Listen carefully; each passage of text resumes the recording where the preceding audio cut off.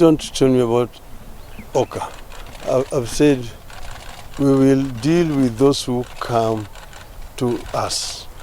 We will not force anybody or coerce anybody to come to Azimio. Azimio is basically a movement of the willing. Those who want to come to Azimio are free to come. If you feel that you do not subscribe to the vision of Azimio, you are actually free to not to come. So these parties will sign an agreement so that they join Azimio. We are supporting the 5th without any conditions.